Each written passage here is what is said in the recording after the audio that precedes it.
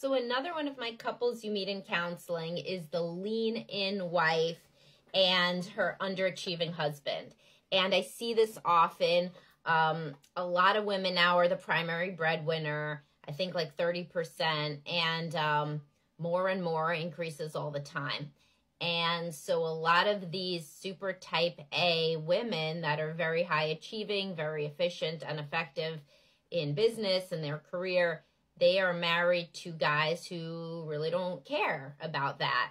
And often their pattern started all the way back in high school or college when they met, and she would literally help him with his homework and things like that. She was always trying to facilitate his development. Well, now she's kind of done facilitating. She's angry. She feels like he's older and he should be kind of doing his thing. And especially after children, she feels like that's when he would rise to the occasion and they would really both be quite successful, and he has all this untapped potential. And then she starts to realize its potential doesn't really count for anything, and he just doesn't share her values.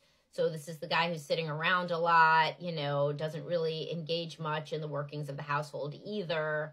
Because there's something to be said for having somebody, if you're in a very high achieving job as a woman, having the guy be like this super helpful presence in the home that facilitates everything with the children and allows you to, really go quite far in your job because he's managing everything.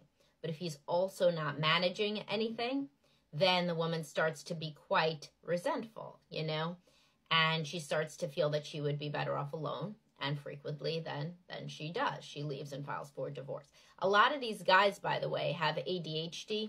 And this is a very, very common dynamic with anxious type A women who marry a guy with ADHD.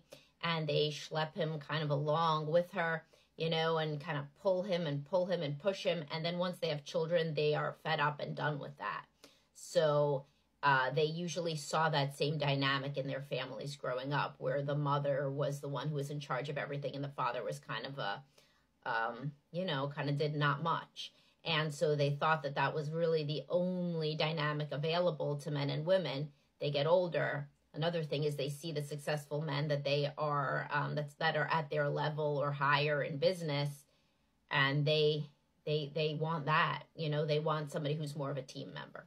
So that is another couple you meet in counseling.